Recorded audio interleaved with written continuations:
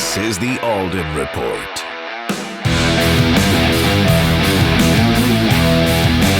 Hey, it's Mike Alden. I hope you're enjoying the Alden Report as much as I am. I love bringing to you new and exciting people that add value to your life. I'm also super excited to announce my latest book, Bestseller Secrets. Listen, if you're an author, maybe you're thinking about writing a book, maybe you've already written a book, maybe you're an entrepreneur and you want to continue to grow your brand, maybe you're an entrepreneur and you want to bring in more leads, maybe you're a stay-at-home mom and you wrote a cookbook or a children's book, maybe you wrote a fantasy book, a self-help book, a tell-all book, a novel. It doesn't really matter. In my latest book, Bestseller Secrets, I give you all the information that I've literally spent millions of dollars trying to figure this thing out, and I'm going to give it to you absolutely free with my book, Bestseller Secrets. Go to bestsellersecretsbook.com. Again, it's bestsellersecretsbook.com. I give you all the information that I've spent literally millions of dollars trying to figure this whole world out. My books have gone on to do amazing things. I'm a 3-time Wall Street Journal, USA Today bestselling author.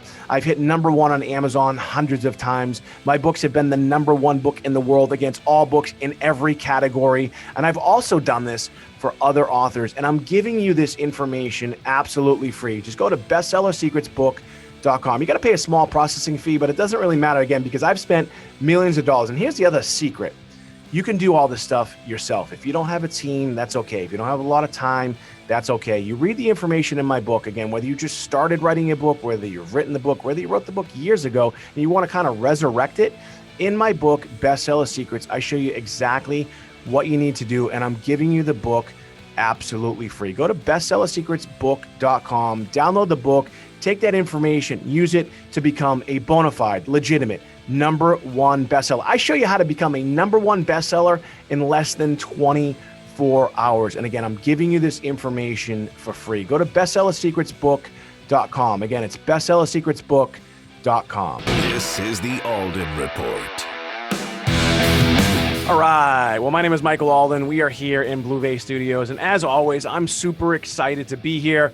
I'm super excited for my next guest. My next guest has been referred to as the Daredevil Developer. He's a 7-time internationally recognized best-selling author. His real estate are literally creations of art. When you see what this guy has done and also where he's come from, it's just a remarkable story. Not only where he's come from, but what he's doing for people all over the world. His story is amazing. And he's here right now from his tree house. Please help me welcome Mr. Frank McKinney. Frank, thanks so much for being my guest. Yes, so treehouse here on the ocean in Delray Beach. If I could spin the computer around, you'd see right over the top of the screen is the Atlantic Ocean, about 100 yards away. And this is where all the magic happens, Mike. This is where I wrote all 7 of my books, where I designed the oceanfront artistry that we're going to talk about, and where we run the charity that has built 29 self-sufficient villages in Haiti in the last 18 years. Now, your story is remarkable. You started with nothing. You know, it's a common story, I guess, amongst successful entrepreneurs, but it's not really a common story just in as you look at humanity. Tell us a little bit about your humble beginnings, and because it's to me it's mind blowing from where you started into some of the things you've done. I mean, your real estate. I was watching some of your videos, like that jellyfish thing that I saw. I was like, "They're crazy." But some of your real estate have broken records, international records. I think one of the properties sold for upwards of $50 million. Tell us about your background, man, and how you kind of just got started, because it's a great story. What you said is really true. It is a common story. There's nothing uncommon about coming from Indiana at age 18 with a $50 bill and a one-way plane ticket. Like, you hear that story, the rags to riches. That's how it happened, right? Rags to riches. But it's really the story in between the decision to hop on a plane with a $50 bill and a duffel bag and come to a place that was very foreign to me. And so for those of your viewers that don't know what I do, you're referencing the real estate that I create. I'm a real estate artist, as referred to by the Wall Street Journal and the USA Today. I build my houses. And Oprah. Yeah, Oprah. Yes, Oprah twice. We got an Oprah. She had her own show. So I build these houses on speculation, though, Mike. So I don't have a buyer in mind, and I think that's the part that sets my journey with a $50 bill and a 1.8 GPA out of high school to where I am now apart, because I take what is perceived to be a huge risks. So for those of you not in real estate, a spec home is a house built without a buyer. Me, the bank, and the IRS are my partners. I don't have partners. My wife, of course, my wife of 30 years. And so we create buy, create, design, build, and sell, furnish down to the gold-plated toothbrush in the bathroom, built beautiful houses on that Atlantic Ocean right over my shoulder. And but it, obviously that's the sizzle. The day in and day out started with me renovating crack houses, houses that were worth $50,000 or less, almost actually over 30 years ago. So, I was flipping houses before flip was a word used outside of gymnastics, right? It wasn't even a word that was used outside of the sport of gymnastics. But, I never did a house worth more than 100 grand for the first 5 years of my career. So I kind of exercised that risk tolerance like a muscle. I made it stronger. I took bigger risk. And then I jumped from a $100,000 flip to a $2.2 million flip. I didn't do anything in between. In the early 90s, I did that first $2.2 million house. That's a big jump. Well, there's a reason for it. And I'll get to that in a second. So from that first house in 92, we've done 44 oceanfront transactions, houses. Well, actually, some were vacant land transactions, but 44 total with an average selling price of about $14 million. That jump that you referred to, though, I'm a simpleton. Okay. I'm a very linear thinker, 1.8 GPA out of my fourth high school in 4 years. And I spent 7 different stints in juvenile detention as a teenager. As a simpleton and a linear thinker, there's 2 segments of the real estate marketplace that are recession proof. The first time home buyer, recession proof since the Roman era, and the ultra wealthy. And then again, around since the Roman era. And those are 2 segments. As I do almost a post-mortem of my real estate career, I didn't know this going in, Mike. I'm not going to take credit for being that smart. But I got good, like Malcolm Gladwell in his book, Good to Great. What does he say? 10,000 hours to become an expert. 10,000 hours is 5 years full time. And I hadn't done a house worth more than 100 grand for 5 years. I became an expert at the craft of real estate. And that gave me the confidence to jump up to that $2.2 million house. Yeah, I mean, but all right. So by the way, we graduated with the same GPA. So it's pretty funny when I saw that. I think I heard you say that on Clubhouse as well, and I was like, man, I'm gonna totally gel with this guy. So let's just back up a little bit. So you read your bio. You went through. You were asked not to come back to 3 different high schools, I believe. Like you said, you were in juvie 7 times. Where do you? And then you make this big leap. You leave from Indiana. You come to Florida. Where did you start? Who did you meet? How did you decide that you were going to do that? Where did you get the money? Like all this stuff that I think a lot of people right now, like, where do you have $50, man? How do you go from $50 to flipping a $50,000, a $5,000 house? How does that work? Okay. I don't want to take up too much time. I want to give you kind of more soundbite answers, but that part relates to everybody. That answer I'm going to give relates to everybody watching your program. So how do you start? I landed in Florida. From a small little kind of like corn-fed country boy town called Carmel, Indiana.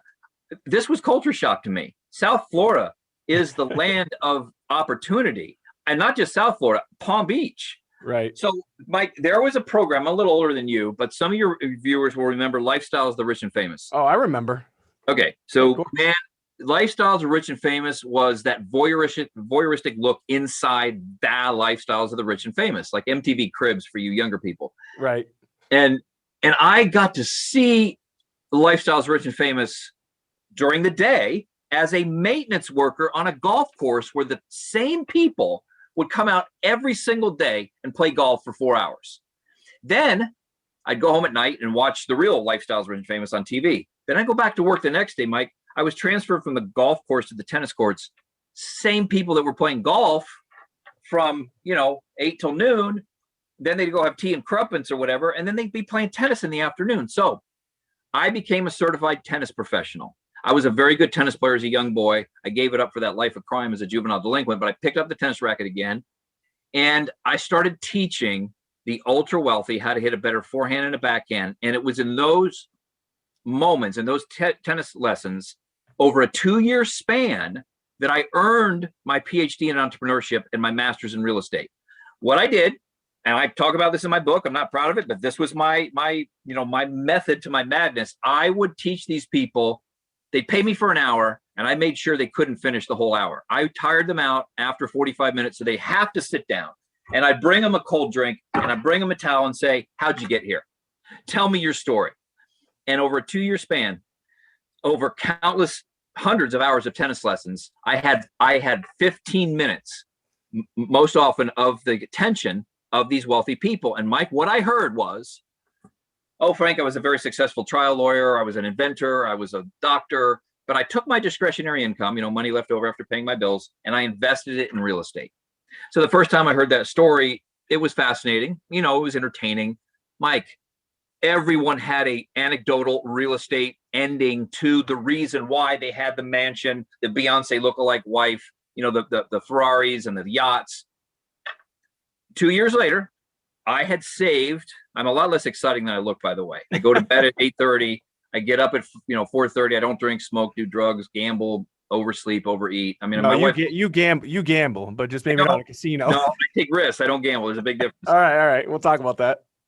But I saved my money baking out there in the hot sun. I didn't go party like my friends were doing at 18, 19, 20 years old. And I bought my first crack house for 34 grand. I flipped it and made $7,000. And Mike, it could have been monopoly money.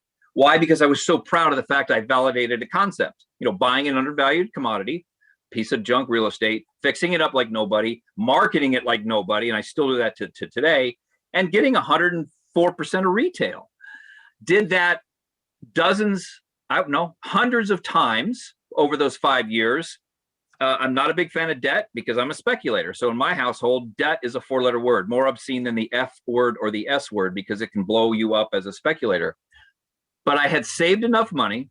I know there's a difference between responsible and irresponsible debt. I borrowed some money responsibly, and I bought that first fixer-upper. So, I mean, that first oceanfront house. So that the story was, I was a 9-to-5er. I mean, everybody watching your program is a 9-to-5er. Nobody's born a real estate investor. But I went to school on the people that were living the lifestyle that I wanted. I was very consumeristic. I was very materialistic. Who isn't at 19 and 20 years old? And I said, I want that lifestyle. And I learned from them that the key to that lifestyle was real estate, and I followed their direction. Yeah, I mean, it's really just remarkable to hear that. And again, for those listening or watching right now, we're on with Frank McKinney. He is one of the world's greatest real estate developers, especially as it comes to beauty. I mean, if you just Google him, he's got some great stuff on YouTube. The properties that he's built are second to none. He set real estate records. He's also international best-selling author. He's a motivational speaker, and he's also in a treehouse right now.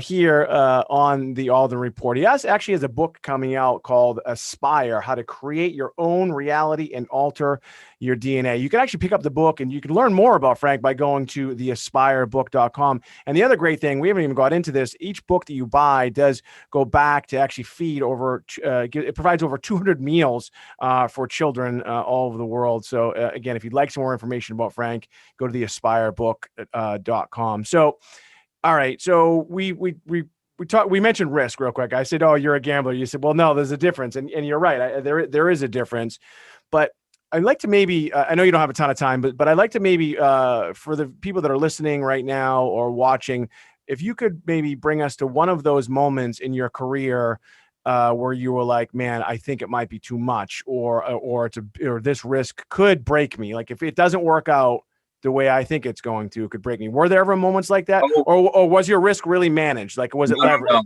No, because sometimes you read your own hype and you start to believe it. And you believe that, like, the Bahamas are over my shoulder here. You believe you can walk there, right? You can walk on water when you read your own headlines. So first of all, I got plenty of time. Like that. Like I love talking this. Oh, so, good. All right, good. All right. No, I just don't want to like monopolize. No, listen, we'll go until we can't talk anymore. If we, But here's the thing for every one of the viewers of the Alden Report, you've got to live a full life. So let's back up. Mike and I had a 1.8 GPA. No network, no friends, very few friends, no money, no education, no. The one thing, and I'm afraid every day of my life, let me get this very clear. Make this very clear. The one thing that has set me apart, and that will set your life apart from others, is your ability to embrace risk. I should back that up, to embrace the fear associated with the thought of taking a risk. Embracing the fear associated with the thought of taking a risk. So Mike, the biggest risk I ever took was coming off that tennis court. I was earning $100,000 a year as a 21-year-old. I had bought a Ferrari. I was driving around South Florida. I just left the farm in Indiana, And 3 years later, I had a Ferrari from teaching tennis. I was teaching a woman who owned a car dealership, so I actually had a pretty good in with a good price. There's perks to being a tennis pro. But anyway, I gave that up for buying a crack house that had more cockroaches and rats and termites in it that I'd ever seen in my entire life. So you've got to exercise your risk tolerance like a muscle. It's just like going to the gym, right? You've got to take that. I mean, my muscles are actually kind of small right now, but my risk tolerance is for real. It's been exercised over a 3-decade span. So once I got comfortable with the craft of real estate, and I say that because of the real estate artistry that you mentioned, if more people took an artist approach to their career, they would make more money. An artist doesn't go to a paint store and buy the cheapest paint or the cheapest brush or palette, right? We pour our purpose, not passion. I think passion is overused. We pour our purpose into our artistry. And Mike, once I got comfortable with my margins, went from $7,000 a house to $25,000 a house on a $100,000 investment. So that's a huge margin. Sure. At the early stages of exercising your risk tolerance in business, you've got to sacrifice bottom line for reputation. Repeat that again. Sacrifice your bottom line at the beginning for reputation. So I made less on my first houses, delivered more in terms of quality and finishes, and even my first time homebuyer houses were really, really like over improved. That built my reputation, and it also built my confidence to say to the mirror, Frank, you can do this at the $1 million level.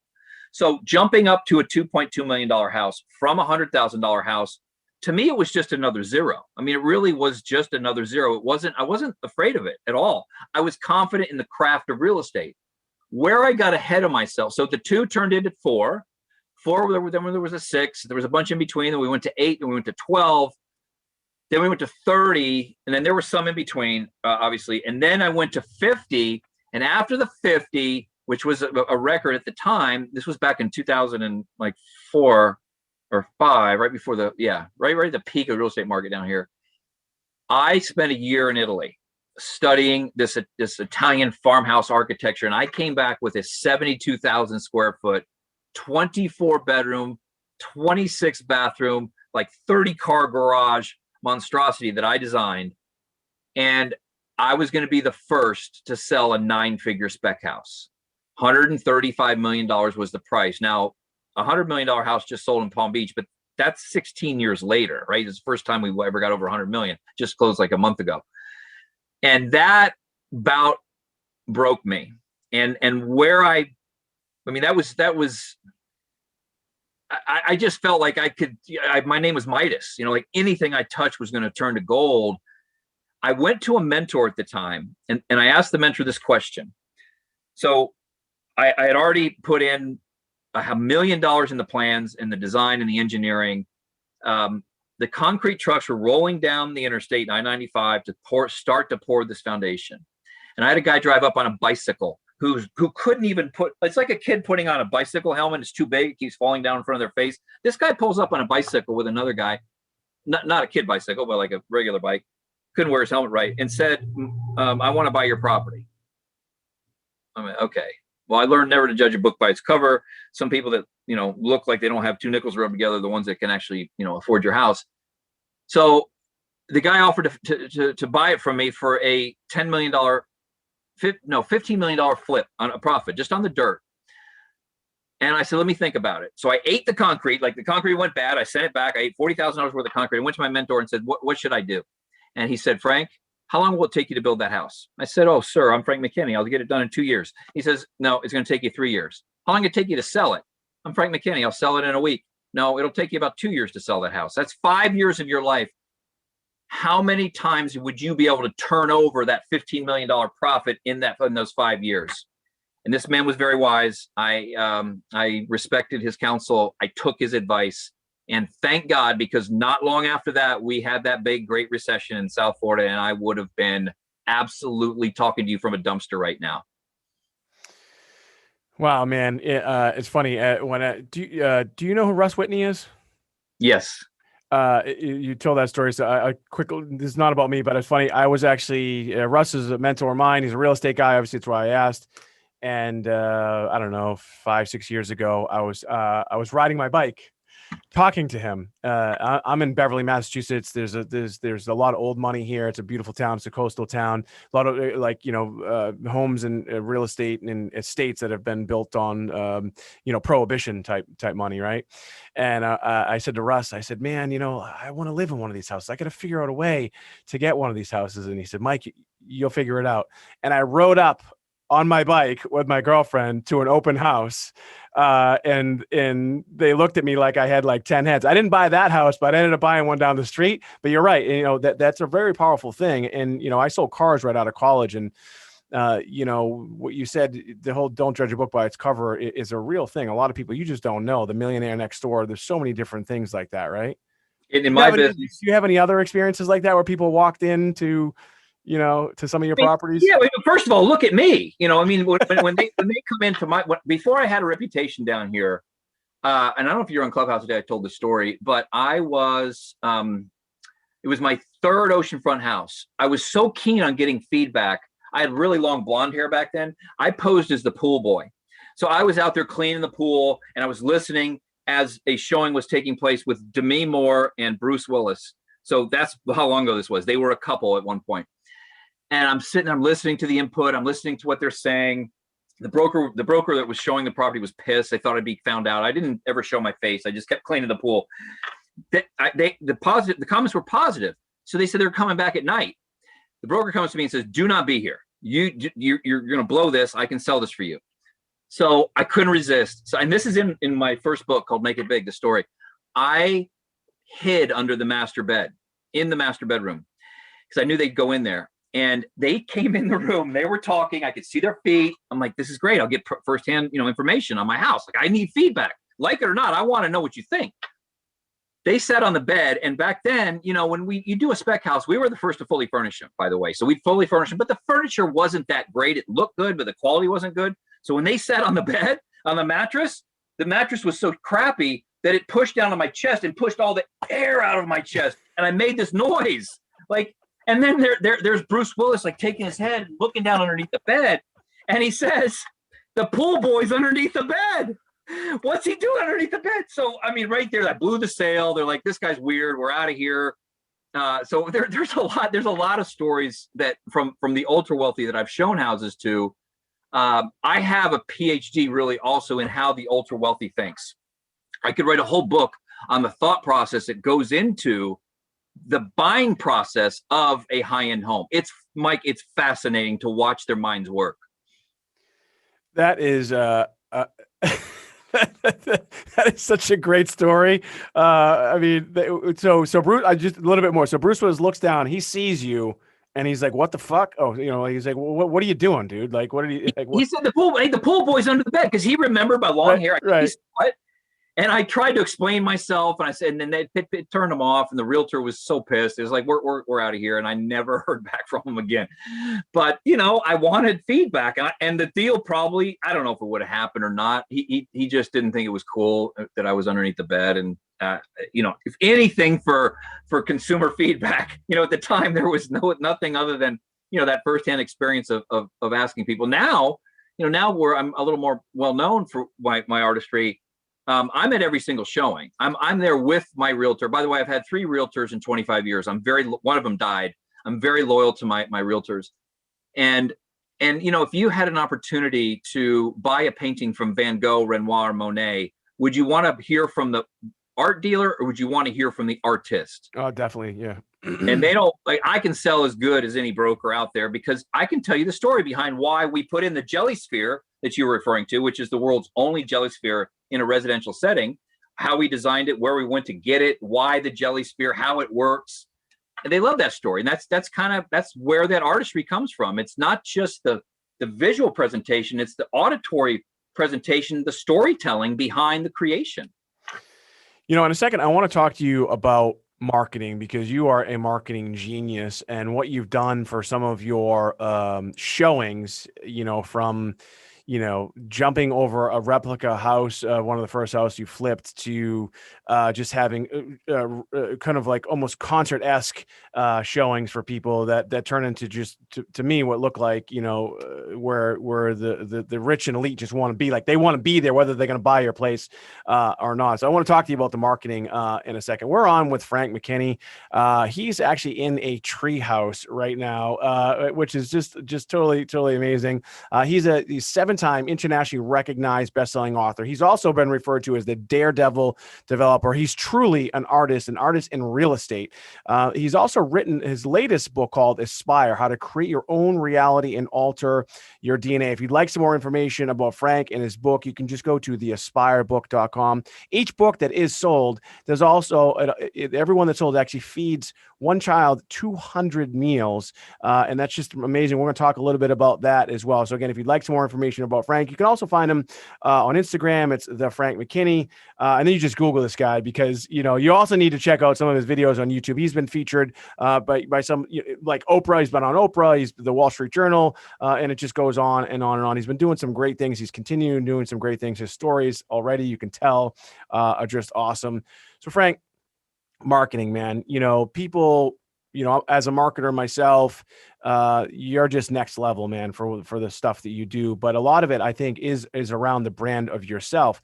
Tell me a little bit about, and I know a little bit about this, but the real estate market and really what sets you apart. Because when you're selling these homes, when you're selling homes to people that are, that are in the 7-8 figure range, these people have options, right? So they don't need to buy a particular house. How do you come up with the marketing plans for your homes?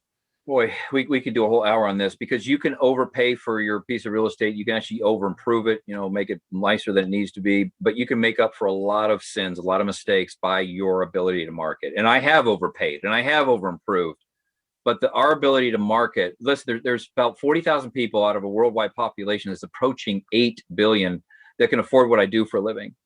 So what I learned, I'll break this down to a few pieces. What I learned is, in my arena, in your arena, and most people watching your program, we're not Apple, we're not Coke, we're not Kleenex, we're not Pepsi, we're individuals. You have to build a personal brand, and personal branding starts with this definition. It's the art of amplifying your essence to the point where your customers, either current or future, become subliminally intoxicated with you, Mike, first, then your product or service.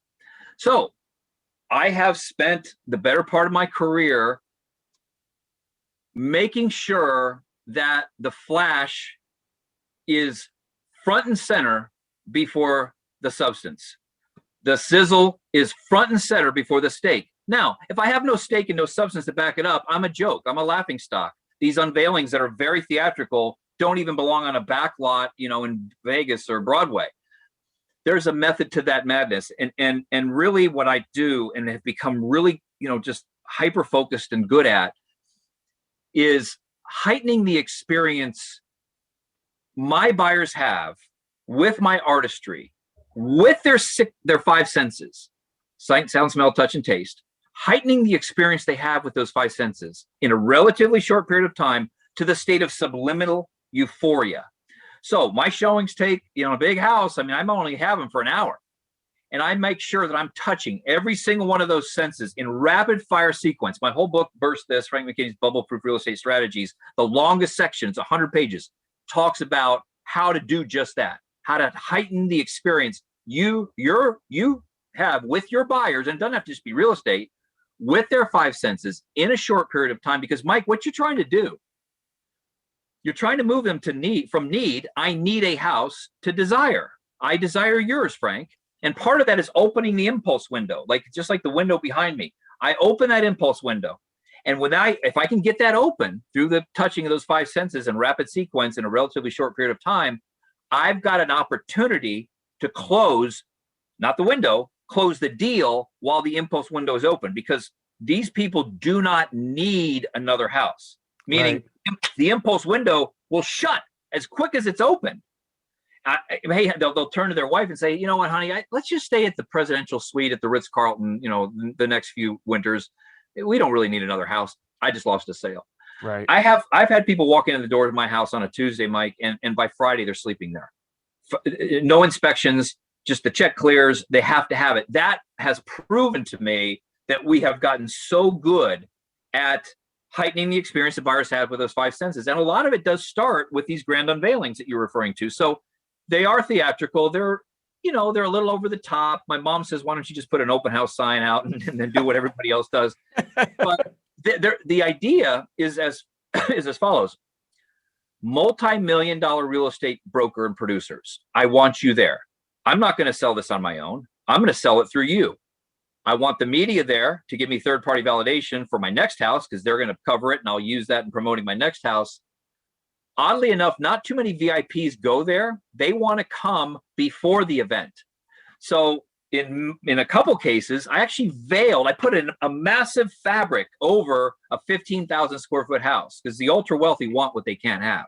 I took it away from them, and I'll never forget. I was doing a showing of I can't mention his name. He was a household name underneath the veil. Like he couldn't even see the house, but he had to see it before the big grand unveiling. And then we're always making sure that we're paying attention to the politicians and the permitting people that make my next project go smoother. But the conversation goes like this.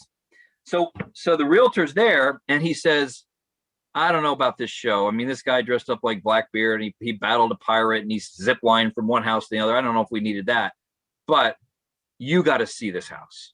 And he's talking to his client. Right.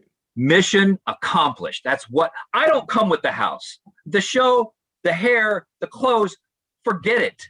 When the door opens, that's when the real show starts. And that's where, paying attention, because listen, there's a lot of competition out there, right? There's only 40,000 people, but there's a lot of nice high-end homes in Hawaii and Beverly Hills and Bel Air and the south of France and Italian Riviera going out after my buyer. I need to get them in that door through this kind of theatricality associated with the unveilings. And then the sizzle, the steak takes over and I take a back seat. Have you got to the point now in your career? I think one of the videos I saw, I think it said it was your last property, but are you done doing this or are you going to keep doing it? No, that one you saw was what I referred to as my final masterpiece. That was it. That was number 44. I'm getting the itch. I can tell you what really is scratching my itch. 2 weeks ago, a house that was on the market. So for those of you who are into numbers, 15,000, let's call it 20,000 square feet, sells a spec house. 20,000 square feet is not huge. Sells for $120 million in a month. I know the guy. I've actually walked through his houses. He asked me to come in and kind of critique his houses. He's a very successful developer. Mike, in 1 month, that's $6,000 a square foot. The highest I've ever gotten was around 3,000. So yeah, I mean, it's kind of tough to sit back and like these are all NFTs in and of themselves, aren't they? Like why Right, can't I build my own NFT house? Be the first one to deliver the token, Do you have, you'd mentioned your wife and, again, I watched a couple of your videos and you kind of alluded to it as well, where I think a lot of just, sub, $1 million homes where a lot of people, I did it. I had a house, one of my first houses that I bought, it was only like 300 grand and I probably put 100 into it. And we knew we would never get it back, but we figured we'd be there for a while. But when you're at that level, you even kind of reference it in one of your videos. Who are you bouncing this stuff off of? Because you are an artist. I've seen your stuff. I mean, you truly are an artist. And I think that you probably don't want to compromise on the quality of some of these things. I think one of the sinks that you showed, it had 500 different colors that lit up. And, one of the showers that you showed had its own lighting system. And I think the granite was $600 a square foot or something like that. Who was keeping you in check? Cause I'm sure you could probably get carried away. I have. Let me do a little bit of the philosophy behind that applies to everybody watching, and then I'll go specific to the answer. The philosophy behind it is we have been told our entire lives we're either right brain or left brain. Right brain meaning creative, left brain being analytical and statistical. I believe that, just like most people believe it. I came to Florida. My father was a banker. My grandfather was a banker. I had left brain dominance. I was all about spreadsheets and analytics and just business. And I didn't like it. I didn't like the fact that I was told my entire life, you're not creative. Believe it or not, I wasn't a creative. It took me a decade to awaken the synapses in the right side of my brain. So if you hyper focus in on this, the people that you look up to, the people we read about in the headlines today, are able to toggle back and forth in nanoseconds between right brain and left brain. Take Elon Musk for an example. The creativity associated with almost every single one of his endeavors has to toggle between, is it a good business decision, and boom, over to the right brain on the creativity. Most of us are at a disadvantage because we were told, I'm the creative and my partner does the books. I don't have a creative bone in my body. I'm the accountant. That's bullshit. It's not true. So as I awoke my right brain and became the artist that I am today, that right brain got carried away. On one of my houses, you probably saw in the video, they had a water floor. Like you walked on bulletproof glass that I could hold 10,000 pounds on. The same glass you would have at your drive-up teller. I made a floor out of that in the foyer, and underneath it was 18 inches of this crystal clear water with this lotus garden motif painted on the bottom and this bubble run underneath it. I mean, it was stunning, and people's jaws were dragging across that floor, but it was as if they were dragging in a museum. This is the coolest thing I've ever seen, but I don't want to own it. I don't want to have to maintain that. I don't want to have to walk. Older people got vertigo walking across that floor. So, I mean, that there were times that the artist got carried away. So now I'm really keen on trying to become the individual that can toggle back and forth in nanoseconds between right brain and left brain. And that's where the most beautiful homes I've built that had the highest margins, like the last one I just sold, worked perfectly, is being able to do that in rapid succession. Do you prefer to buy an existing home that has good bones and kind of rebuilding it, or would you prefer to start from just the land up?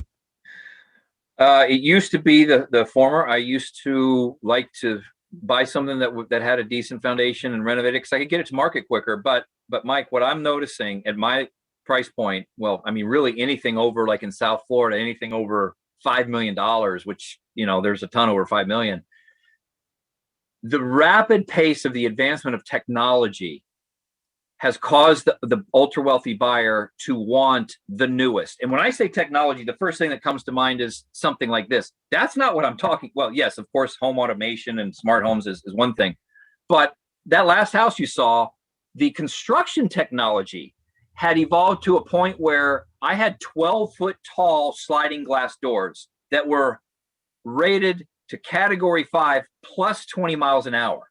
It's 176 miles per hour. You could sit there and watch a category 5 with your nose up to the glass and feel no fear, because that didn't exist 5 years ago. Right. That house had one concrete or one steel column that impeded any part of your ocean view out of 101 linear feet of glass. That's an advancement of technology, not the technology that we think about. So I can't renovate a house. I mean, it just would, it would sit on the market. I have to build something new because the buyer's expectations of all this new technology that's available in hard construction and in soft construction, meaning home automation, is rapidly evolving, and I need to be at the forefront of that. Have you built a house and fallen so much in love with it that you just have to move in? Because that actually is pretty common with real estate guys. I know a lot of real estate guys that do that. Dean Graziosi is a good friend of mine, and he would, he said that, his wife would want to just divorce him because they would build a house or buy it, live in it, and then someone would offer it, and then they have to move again. But have you ever built one and you're like, that's it, I gotta stay here? Nope. I mean, that's where Dean and I are very different. I have no emotional attachment whatsoever to any of the houses I built. Zero. I'm a businessman first and artist a distant second. Here's the deal. You said you sold cars at the beginning of your career. Yeah. It would be like a car dealer loving every single car on his lot and not wanting to let them go. Right. My artistry is appreciated only when it's in somebody else's living room, in the form of somebody else's living room. So for me to just I love the process. I love the creativity. I love the marketing, but I'm only validated when it's sold. If I were to just move in, like if I were to give you a tour of my house, this tree house is attached to my house. My house is 86 years old. It's the last historic house on the beach in Delray Beach. There's not a bit of concrete in it. Wood shakes, wood construction, wood floors, wood trusses on the floor. I mean, underneath the floorboards. It's the antidote. If you hate what I do for a living, it's the antidote to what I do for a living. So the way I live is very different from the houses I provide to my buyers. All right. I kind of get that. What about creating?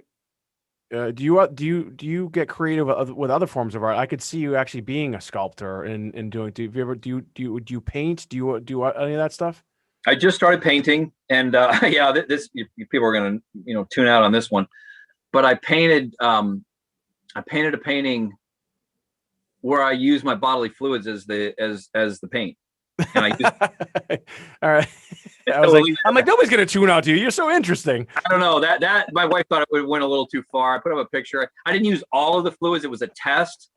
Listen, and there are a lot of different fluids that can come from your body. So listen, there are about 9, and I did about 4 of them. Primarily blood was the primary thing I used, and it was the 4 stages of falling in love. And it had this heart, and the anticipation, and then falling out of love. There was a heartbreak, and that's where the blood came in anyway.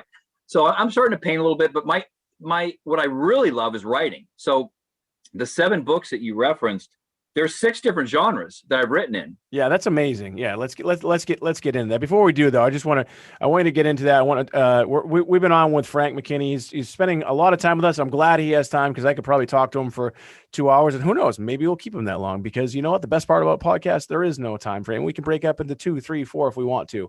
Again, we're on with Frank McKinney. He's been recognized by some of the biggest publications in the world. He's been on Oprah. He's set real estate records.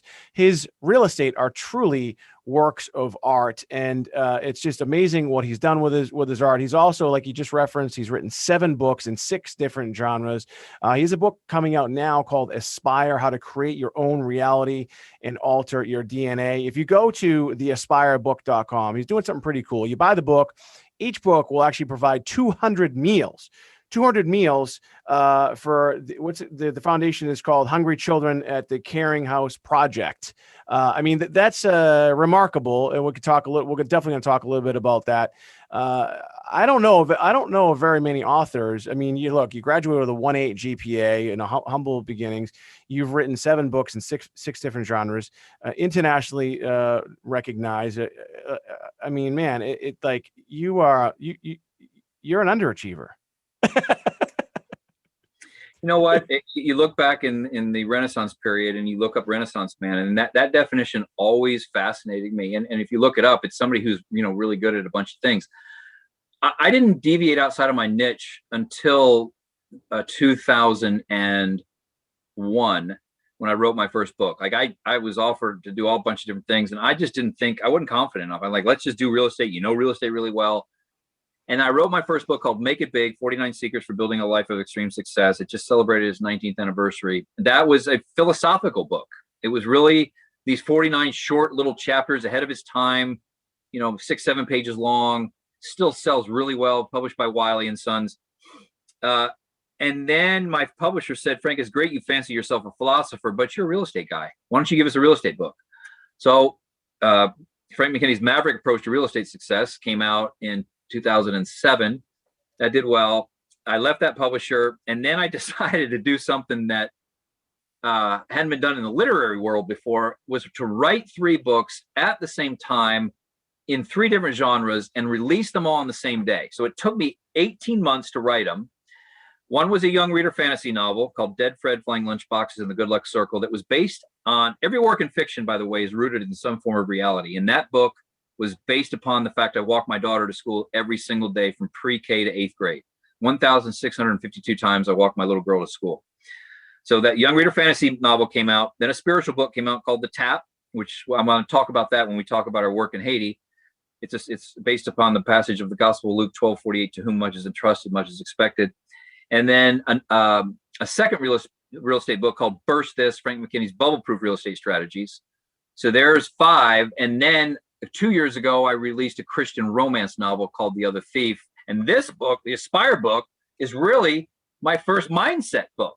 I've never written a mindset book, and it is, I'm telling you, man, it is going to be my best yet, because it takes the reader through why motivation washes off your body and goes down the drain with the soap at night. Like, as a species, we can't stay motivated.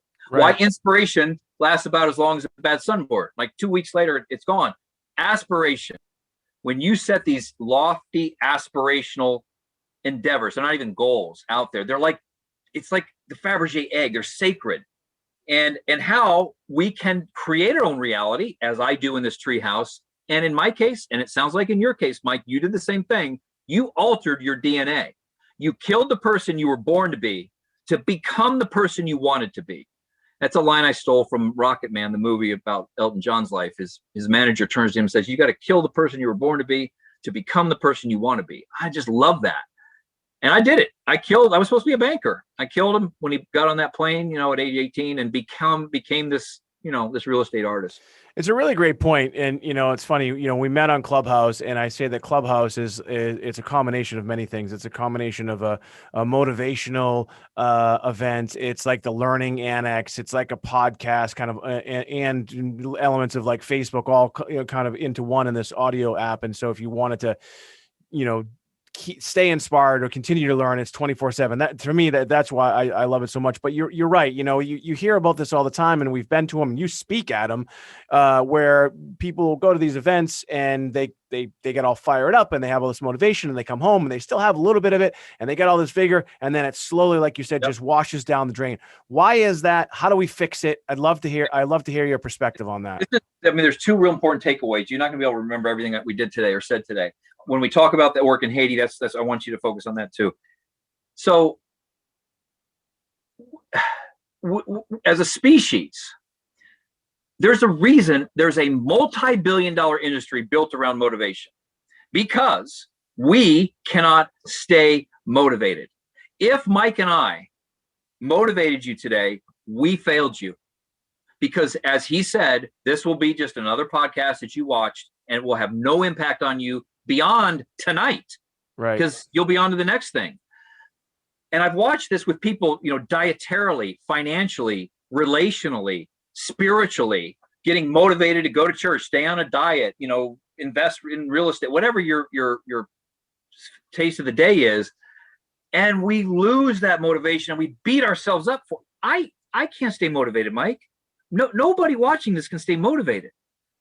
So then I turned to inspiration. I said, okay, Frank, you've read inspirational books, you've watched inspirational movies, you've heard an inspirational speech, but how long does that really last?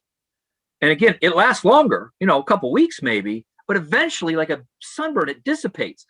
What I've learned and what the book teaches is motivation and inspiration ignite aspiration. They're not useless. They are not useless. But my question I posed in the book, and I posed to you early because the book isn't out until summer, is it's simple. What legacy do you aspire to leave behind? Don't answer that in the moment. Think about it. What legacy do you aspire to leave behind? And if you're having trouble with that, part of the bridge to get there is, who do you aspire to emulate? Emulate being a fancy word for copy. Whose footprints would you like to set your feet in to maybe sample some of their DNA, not copy, sample some of their DNA into yours? I had that as a young business owner, a young man even. And what do you aspire to be doing a year from now that you're not doing now? And I will tell you, in my 30 years as a businessman, I've only aspired to 5 things. So these things take a long time. I aspired to be a best-selling author when I didn't go to college and didn't have a good GPA like you. I've got 7 books in 6 genres. I aspired to run a charity in the poorest country in the world, Haiti. Actually, it's the poorest country in the Western Hemisphere right now, but for a while it was the poorest in the world. And we've built 29 self-sufficient villages in the poorest country in the Western Hemisphere in the last 18 years. I aspired to be a real estate artist. Like, I wanted to be able to sculpt. I wanted to be able to sing or play an instrument. I'm artistic. My outlet is 3-dimensional. I build three-dimensional art that you can live in. So I aspired to that, and I became that. I aspired to run the toughest foot race in the world, which we probably won't have a chance to go into, but it's I saw that too. It's crazy. You know, it's a 135-mile foot race across the Death Valley Desert in July on blacktop pavement, nonstop, 135 miles. And I aspired to have a family, a family unit, because mine was kind of messed up. And I've been married 30 years, and I got a 22-year-old daughter, and you know that part. So that's it, man. 5 things I aspire to, and the book teaches you how to create your own reality so that you can aspire to these things that are in this sacred little box, this Fabergé box. And when you lose, like I'm not motivated every day to train for that 135-mile race. I'm not inspired to do it, but I never lose the aspiration that I want to see that finish line. That's the difference between motivation, inspiration, and aspiration. You know, that makes a lot of sense to me. Again, we've been on with Frank McKinney. I mean, I'm inspired just listening to you, man. I'm fired up. You know, he's doing some great things. His book, Aspire, he's written 7 internationally recognized books. He's a motivational speaker. He's a real estate, just aspirational speaker. What's that? Aspirational speaker, not motivational. He's an aspirational speaker. His current book is called Aspire, How to Create Your Own Reality and Alter Your DNA. If you'd like some more information about Frank, you can go to theaspirebook.com. And there's a big charitable element to that. And it's really remarkable what he's doing. So when you do decide to pick up his book, and which is going to help you and your family, and maybe you buy the book and you give it to some people, and maybe you buy a bunch of different copies, because you hear not only what it's going to do for you and your loved ones, but what he's also doing for people all over the world. I think you're going to be inspired by his aspirations and your own aspirations. So let's talk a little bit about what you're doing and what you've done in Haiti, and what this movement continues to do for people. All right, so this to me, this is the most important thing that I'll share with your audience today. It might not be the one that's going to make you the most money. I could turn you into a real estate millionaire if you gave me a month. I could do it. But that would provide you with happipiness. That would provide you with 2 things, actually: all the joy and comfort you can imagine. That's what money does. It provides you with all the I rephrase that. It provides you with all the comfort and relief that you can imagine in infinity. But as my book, The Tap, references from the Gospel of Luke, chapter 12, verse 48, to whom much is entrusted, much is required. Mike, like you, having no education, no money, and coming and landing down in South Florida and making something of myself, I was entrusted with a lot. That success was not meant for my sole benefit, like more cars in my garage or clothes in my closet or food in my pantry. It was meant to share with those less fortunate. And so, because I'm a linear thinker, 20 years ago, I provide housing to the world's most wealthy who don't need another house.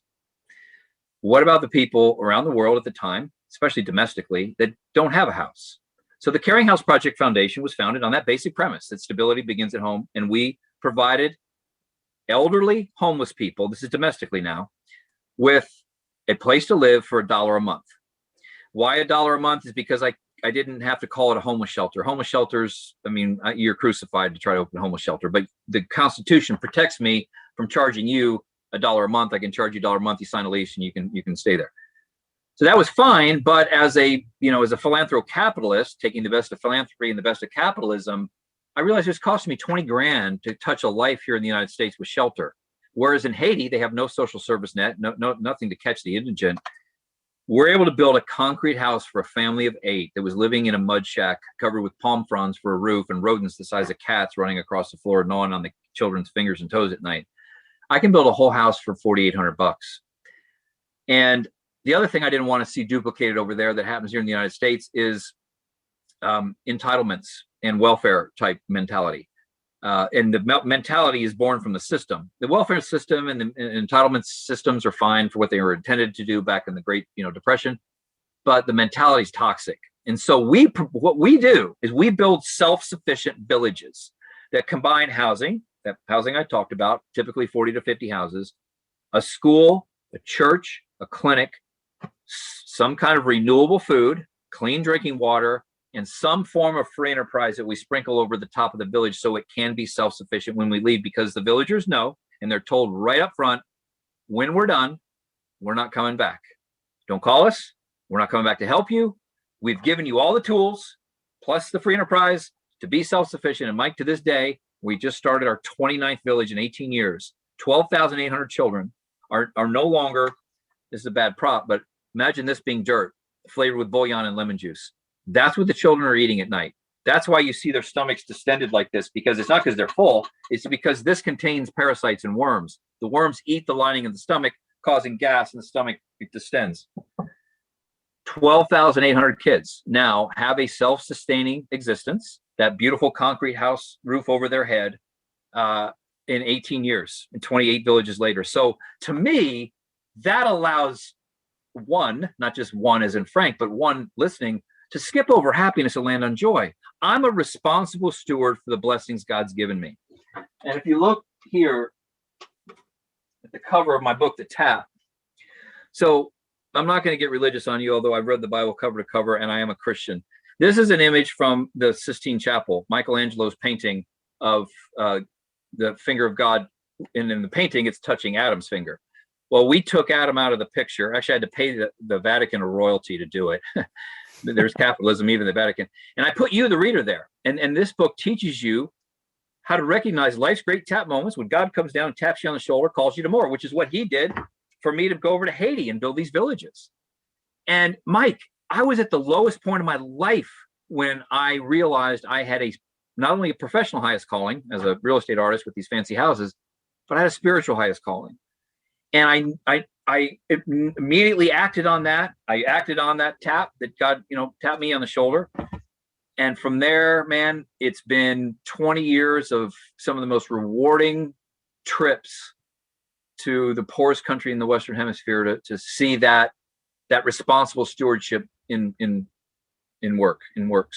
practice. Wow, man. You're just a beautiful human being, man, and I'm just blessed to spend some time. I'm super excited to have met you again. We met on this app called Clubhouse. If whenever you're listening to this, if you're not on Clubhouse, it's just an amazing opportunity to meet people like Frank and connect with people like Frank and just hear his story and be inspired by the things that he's doing. And again, it's just remarkable, man. And I'm really, really happy to have you here as a guest. And maybe one of these days we'll have you back again. We've been on with Frank McKinney. If you'd like some more information about this amazing human being, you can just actually go to theaspirebook.com. It's his latest book that is out. The title of the book again is called Aspire: How to Create Your Own Reality and Alter Your DNA. Because I want people to see, a kid that grew up with nothing, with a 1.8 GPA, and took a risk and got on a plane with $50 and made a remarkable life, not only for himself and his family, but for others. It's really just been, again, I'm super excited to have you, man. My name is Michael Alden. That's Frank McKinney, and we'll see you soon.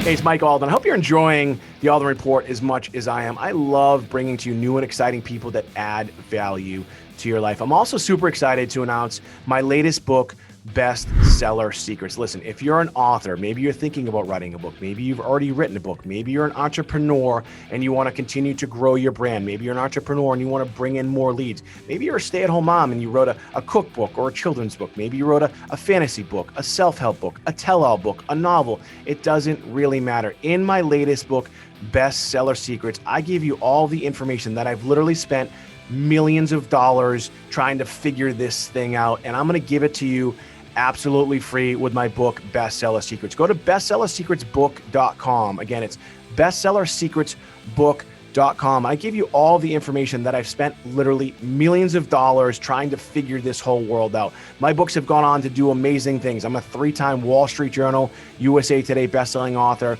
I've hit #1 on Amazon hundreds of times. My books have been the #1 book in the world against all books in every category. And I've also done this for other authors. And I'm giving you this information absolutely free. Just go to bestsellersecretsbook.com. You got to pay a small processing fee, but it doesn't really matter, again, because I've spent millions of dollars. And here's the other secret.